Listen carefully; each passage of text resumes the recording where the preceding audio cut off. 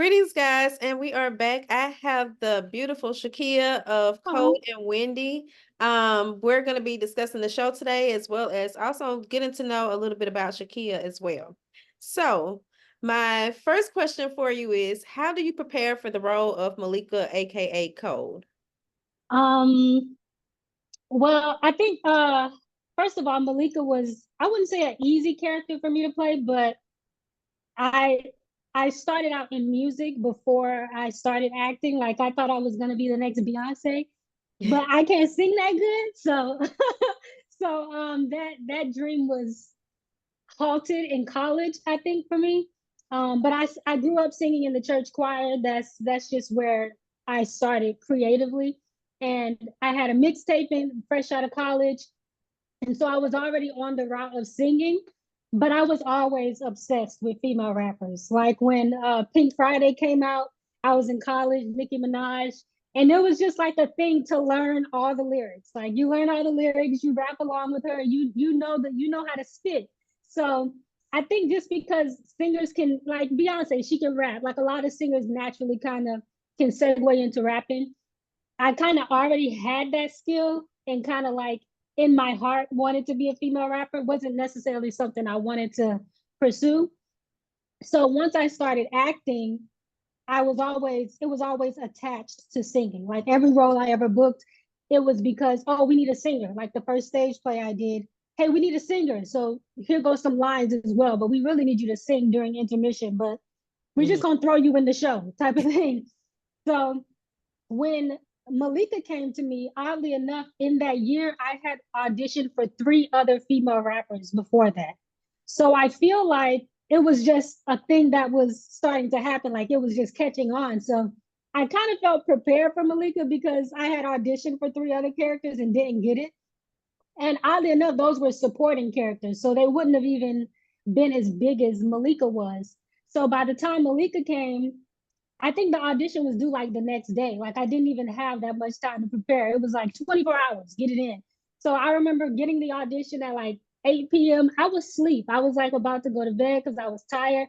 And I told my husband, I was like, I just got this. I was like, I just got another rapper. And that's how I felt because I was like, I'm not gonna get it. I didn't get the other ones. And he was like, just do it. And I was like, I'll do it tomorrow. And he's like, it's due at 9 a.m. So I was like, I'll wake up early and do it. He was like, no, I just do it now. So I was like, okay, whatever. So I just got up, did the audition. And because I knew raps, I just had a rap on hand and I did Lauryn Hill. Dang, what I forget which one what was the rap? No stress. I can't think of it now. It's missing me, but like Lauryn Hill was another person that I was obsessed with because she sings and then she'll Mhm. just throw in some bars. And so I did a Lauryn Hill rap. And then a couple weeks later, I got the call back. But I think my preparation for her at first was just that kind of how they say, stay ready so you don't have to get ready. Like I had Mhm. already been preparing so much to play a rapper that by the time she came, it was kind of in my bones because I had done so much prepping before that. But honestly, the prepping for those roles was honestly just learning, like performing. Like a lot of like I'm like an outdoorsy person, so sometimes I'm rollerblading, sometimes I'm riding my bike, but I'll have my headphones in and I'm just and like if there's a Nicki Minaj song, instead of like hearing her rap, I'll just put on a Nicki Minaj instrumental and try to rap her performance and just try to embody not necessarily Nicki, but who Sh'Kia would be as Nicki, or who do I think Malika is? She's from the hood. She's got a little bit of ruggedness to her, but she's a mother, so she's got a little bit of softness to her. So what does that kind of look like? So it was kind of just thinking about all my favorite rappers and kind of stealing a little bit from all of them, but then trying to figure out, oh, okay, this is how I'm gonna perform. This is how I'm gonna stand. This is how I'm gonna look. This is the swag she's gonna have. And then once the dialogue comes in, it's kind of easy because the dialogue kind of tells you who the character is already, just based on her responses. The fact that she's trying to get her son back, the fact that she's trying to be on a better path, you kind of can feel like, oh, okay, she's someone who's trying to be responsible. Maybe she was a knucklehead 6 months ago, but she out of jail. She trying to get her life together. So I think the preparation is, for me, some of it is a lot, physical, but also mental, just thinking about how do I become this person and kind of embody her personality and her feelings and things like that. Wow. And it's so funny, just, how you were already preparing for this role, not even knowing you were going to get this role. So, Mhm. one of my questions originally was, in what ways are you like Malika? But you've already kind of said you already kind of had that background in music. But then you also just touched on like how Malika has been trying to get her life on path and on the right path. And Mhm. it just made me wonder, like, was anything in your upbringing similar to Malika's? Like, did you grow up in the hood, or were you in a, you know, Yeah. two-parent household, or what was that like for you? So I didn't grow up in a two-parent household. I grew up with like step parents. Like that was my upbringing. My mom and dad, they separated when I was 3 years old. They were never married, but they split when I was very young. So I was the girl that's seeing my dad on the weekends, but I'm with my mom during the weekdays. And my mom, she had a husband that she ended up, marrying, and he was a strong presence in my life, but I still kind of grew up, like when she married him, I was 14. So by that time I was like, you're not Yeah. my dad. I'm grown already, type of thing. Yeah. But I feel like what I can relate to Malika most, and what I think is the heart of the show, is her relationship with Wendy. Because my mom had my sister when I was 14 years old when she remarried. But before that, I kind of grew up with half brothers, or step brothers, stepsisters, cousins, a lot of cousins, and they were like my siblings. Like me and my first cousin, we're 3 years apart, but we were raised like sisters. Like Easter Sunday, we dressed alike, the curls. So like I just know the feeling of having a someone that's like close like a sister, but is not your actual sister, but you have that sometimes toxic bond with somebody because you want better for them. I wouldn't necessarily say I grew up in the hood. I kind of grew up in the country. That's what I like to say. Like I grew up on a dirt road, and it was like hood adjacent, but I didn't grow up where like yeah, I had relatives that was in and out of jail, and people in my family who were arrested for drugs or anything like that. But I didn't grow up around like a lot of gun violence or gang energy. Like I grew up in a neighborhood where it was so small, where the cops pick you up, they probably gonna take you home and be like, get them. Like that's just the type of neighborhood I grew up in. But I grew up around people who were trying to do better, some who weren't. And I think that's one of the reasons why I moved away from, like, I'm in Los Angeles now, but sometimes I'm like, oh, Malika is who I would be if I never left. And Oh, I always keep that in my mind. Like, if I was still at home, I'd be the one like trying to get everybody on track, trying to get everybody like, come on, let's start this business. Let's do this thing. Let's do this. Let's do that. Because that's who I was when I was there.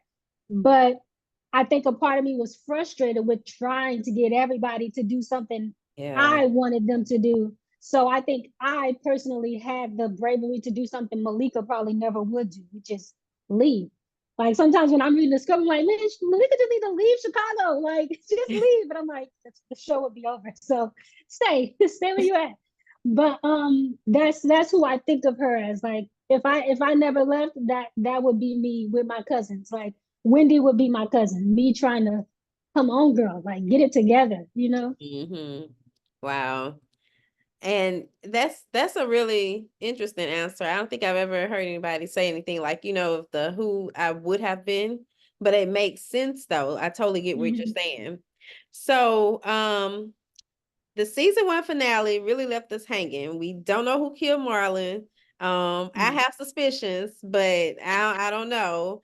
And you were hollering on box. Y'all kill me when y'all say stop it, but but I get it, it's part of y'all thing. But after shooting someone, but we don't know who. So I mad because I wanted Marlon to be like in witness protection or something. Like if y'all could bring back Pop, I feel like y'all could bring back Marlon some type of way too. But can you tell us a little bit about how Malika starts season two? Malika starts season 2. She's pregnant, so that's not really a spoiler because it's in the trailer. So I feel like I can say that. First of all, because I was pregnant in real life, I was in my third trimester when they decided to start season 2. We were supposed to start it earlier, so I would have been able to hide it.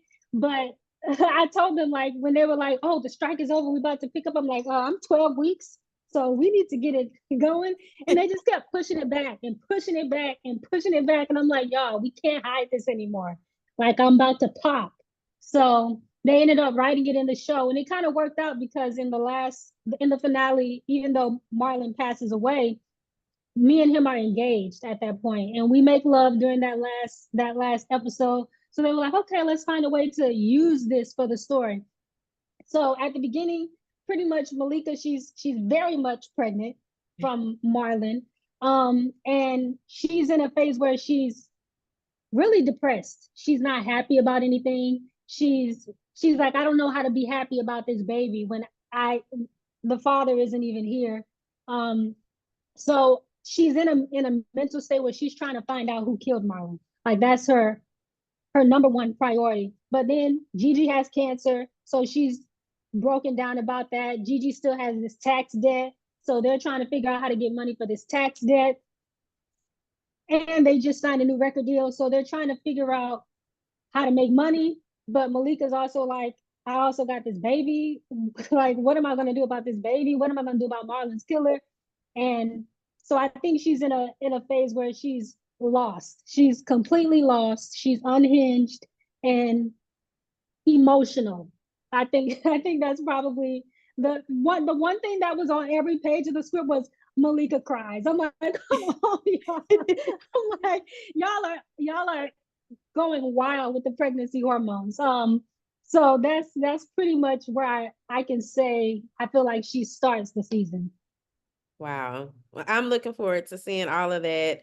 I'm glad they wrote the baby in. I feel like that kind of gives us a sense of morale. I don't know. I really enjoyed seeing y'all together. I was looking forward. I was like, okay, they're gonna move out of Chicago or something, and Yeah. and then they just like dropped the bomb on us, and it was like, dang, it just I really, even cried. I cried when I read the season finale because I felt the same way you did. Like maybe he's in witness protection. Like don't kill him. Like this is like the perfect hood love, and y'all just like Malika can't have nothing. Like so the fact once I read that I was like this is gonna break people up. But it's yeah, it's it's real life. It's real life. Like when I think about Malika, I think about like Young Miami and how the father of her son, her firstborn son, was I think he was killed. But he passed away ultimately. And I thought about that when I thought about Malika and Kyrie's situation, and I thought it sucks. It's heartbreaking, but some people are gonna relate to this because it's yeah. real. Like loss is real, and especially when you're in Chicago where the gang violence is up, gun violence is up, like it's somebody's real story. So I appreciate them not running away from the tough topics and the tough subjects, but it's heartbreaking. It is. And actually, and this wasn't one of my real original questions either, but just you even talking about the tough topics, like there are so many tough topics, like you want the show to continue on, but at the same time, you want everybody to get their stuff together and you want them to have these happy endings. How, like, has that ever affected you mentally? Like, do you have to keep your own spirit up or something because of it? Yeah, I do. And I feel like a, a part of being in this show is a little bit of therapy for me because like I said, sometimes when I'm looking at Malika, she's like I truly feel like she's who I would be if I didn't leave where I was from.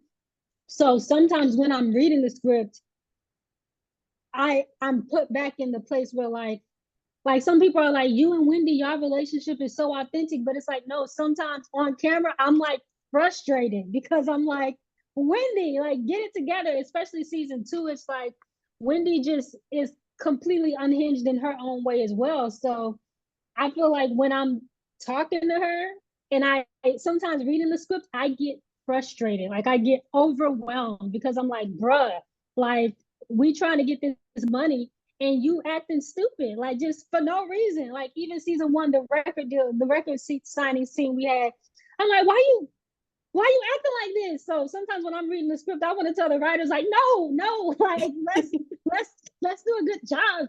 And I'm like, why is she acting like this? And I have to remind myself like, oh, let me separate myself. I'm not Malika. Malika not me. Wendy is not. Naja is not Renee. So I'm not gonna slap her. But sometimes I feel like after a scene, I need to take a break because I'm like, yo, this is frustrating because I know like this is real stuff, Right. and you want your people to do better, and sometimes they just don't. So the script is like the reality of that, but sometimes it's emotionally overwhelming for me because I'm like, I want Cold and Wendy to succeed. I want Cold and Wendy to be good. I want us to have this ideal, and I'm like, Yeah. but that ain't the show. That ain't the story we telling. We telling we telling something else. That's very true. That's a great way of putting it. So, weird question, but I was just curious. Have you ever been scammed in real life before? Have I ever been scammed? I don't feel like I've been successfully scammed, but like every now and again I'll get like one of those weird emails from PayPal where they're like, you have to pay off this thing, or your payment didn't go through. And I'll be like, what, my payment? And I'm like, oh, hold on. That email Yeah. says at hotmail.com. I'm like, who is this? Um, and one time when I worked a corporate job fresh out of college, I my major was finance.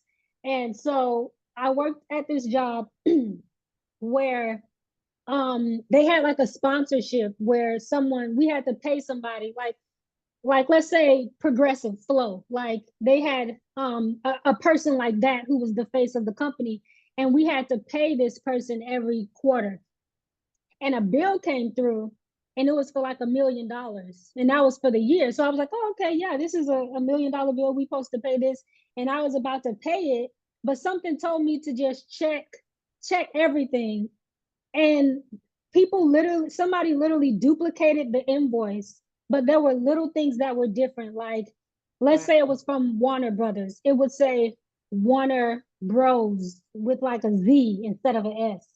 So if you don't catch things like that, you'll be like, oh shit, I almost paid somebody a million $1 million. dollars So like that almost happened. But ever since that corporate job, and like my boss was like, yeah, check everything because people will copy your name and put like SHIKIA instead of SH apostrophe KIA. Like they'll make little subtle changes, or like the email will be one letter off.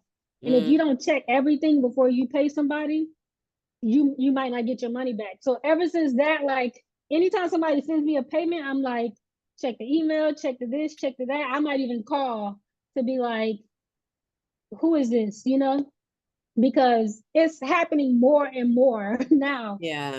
where people are getting slick. And then I think I doubled down with Malika because I'm like the scene where you put the thing on the gas thing. People do that. People are scamming cards. So when I go to the ATM, I'm like pulling on the thing, like, let me make sure, because it really happens. And my dad actually told me that. He was like, girl, he's like, people be doing that for real. Like he's like, I don't put my ATM, my debit card in nothing. He's like over the top with it, but it's a real thing. It's Yeah. happening.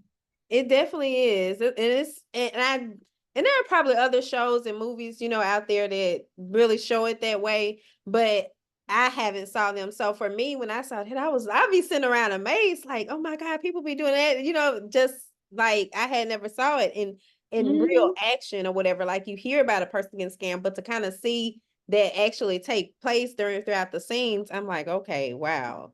Yeah. So aside from being an actress, you are also an author. Please tell us about your book, Quiet Storms of a Florida Girl's Diary. So Quiet Storms of a Florida Girl's Diary is kind of similar to how I said, just a little bit about my background.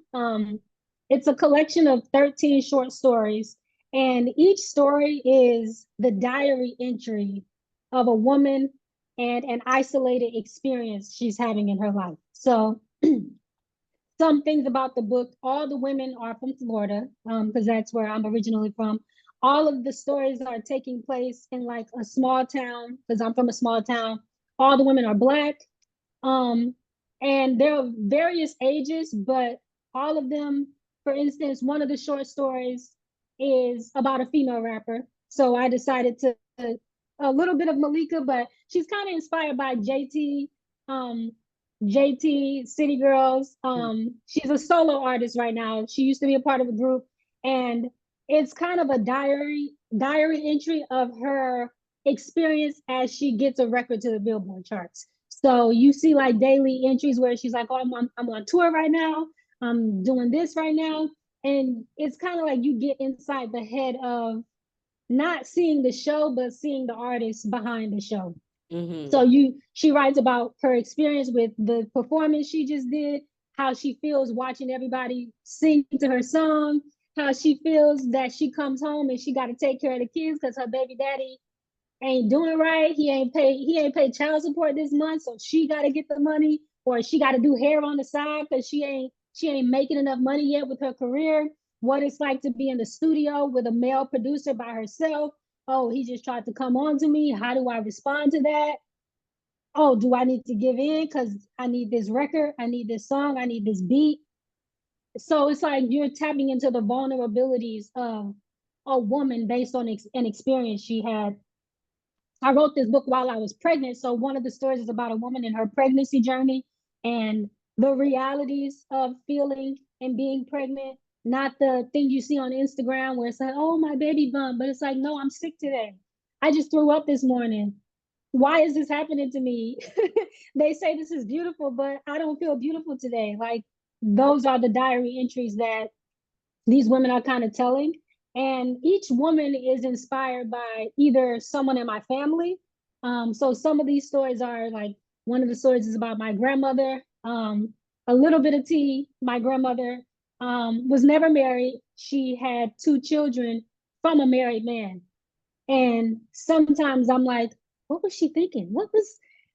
I wish I was like my grandma's friend when she was 30 so I could talk to her about this. Like, lady, what was you doing? Like, what's happening? So I wrote an entry for her where I wanted to kind of imagine who she was at 30. What was she thinking at 30 when she said, I'm gonna be with this married man on the side? What does it feel like to be a woman on the side? A part of you has to be either delusional and think that he's gonna leave, or a part of you has to be like, I'm okay.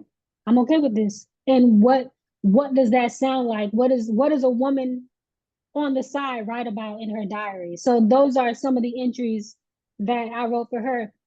So pretty much that's the book. Like each story is about a woman on a journey of her own. I try to tie it into Florida in a lot of ways as well, where there are certain things where if you're from Florida, you know Florida is big on hurricanes. A lot of hurricanes hit Florida. So one story is about a woman who meets a man during a hurricane, and they have like a late night rendezvous because they're trapped inside together. So they're just kind of like, we both stuck inside. Let's just hang out, type of thing. But I try to center all the stories around things that happened in Florida so that they feel real, because some of the things are real, but some of them are completely made up, and names have been changed. It's funny because my aunt, she's reading the book and she's like, I feel like this story is about me. And I'm like, I don't know. But yeah, it's inspired by you. But she's like, but I see how you change names. So it's not me, but I inspired this character. So I'm glad she wasn't offended by some of the stuff I wrote. And she was like, oh, I see how a little bit of me, but not, you didn't just steal my whole life and put it in a book. But yeah, that's the book. And it was an amazing experience writing it. I self-published it, which was very challenging, but it's empowering to feel like, oh, I can write something and put it out and not have to wait on somebody to say, yeah, I like it, I'll publish it for you. It's like, oh no, I can go on Amazon and publish it myself. So Yep, and it looks beautiful. Thank And you. now that you've told me more about it, I'm like, I'm definitely gonna have to check it out. I usually read Ooh, like a lot of self-help, but I have been tapping back into fictional stories and so on again. So, okay. just with what you said, I love that because I love journaling for one, and I Mm-hmm. love like kind of trying to get into people's heads. So that sounds Yeah. like a really good read. Yes, Yeah. offline if you want. You can give me like if you have a mailing address, I'd love to send you a copy. I have Okay. extra copies, so I'd love to. I can send you one. Okay, well, I would love that. I'll send you Yes. my address. And so Okay. my last question is, do you have any other upcoming projects that you care to share or Um, anything? upcoming projects right now. I'm working on another book. So that's kind of where my focus is. I just had a baby. He'll be 3 months on Saturday, so it's been tricky Oh, trying to incorporate like mom life with him.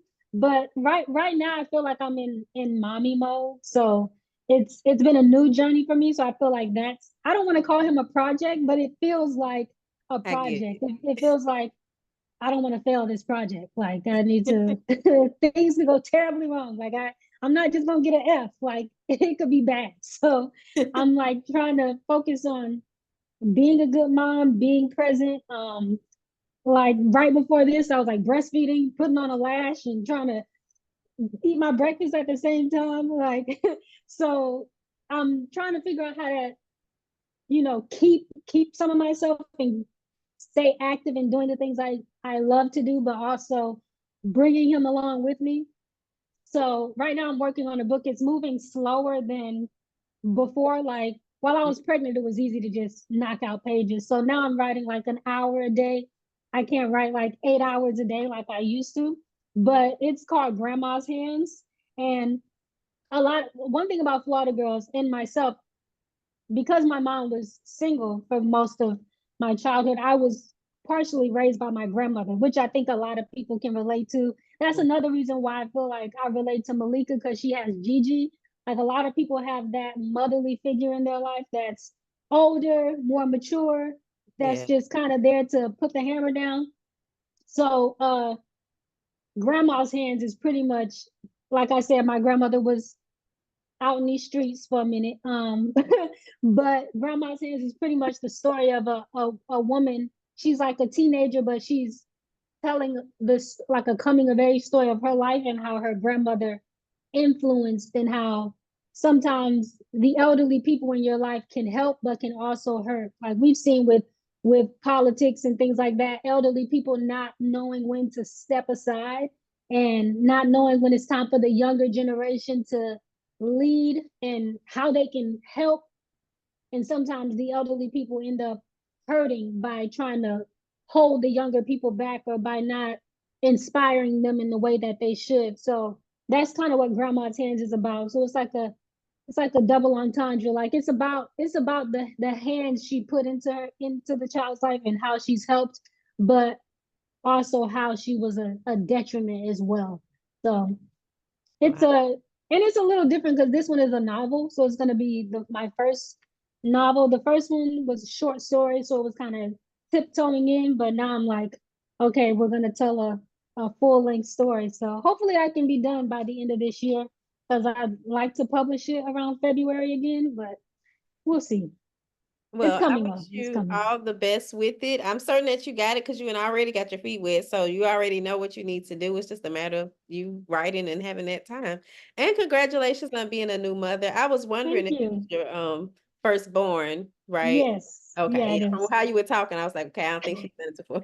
Not like in a bad way, but Like she knew to this. She's trying to figure it out. yeah, but my kids are like in their 20s. So I'm like, Oh my goodness. yeah, So but you've had the experience already. yeah, so when you were talking about it, I was like, "Oh, I can't imagine doing all that." But now, but I know we do it as women, and that's the beauty of us. You know how we're able to wear all these hats and get things done. So It's amazing. It's amazing what we're able to do. And I feel more empowered now because I think before I was like, how am I gonna do this? But I think part of being a woman is just you just do it. Like I have a friend who's pregnant right now and she's like, I don't know if the mom instinct is gonna kick in. I'm like, oh, it's gonna kick in. It's gonna kick in. You you can't help it. Once that baby in your hands, you're gonna be like, oh, this is real. Like I gotta. Yup. If you don't eat, if I don't feed you, you don't eat. Like that's the reality of it. Like you take on that responsibility, and I think it's just innate for women to tap in when it's time to. So it's been a beautiful journey. It's been obviously challenging and it's a lot of work, but I don't regret it at all. I'm glad I'm on this journey. Oh, well, you got this. Keep it up. And that concludes our interview. I'm gonna go ahead Awesome. and stop.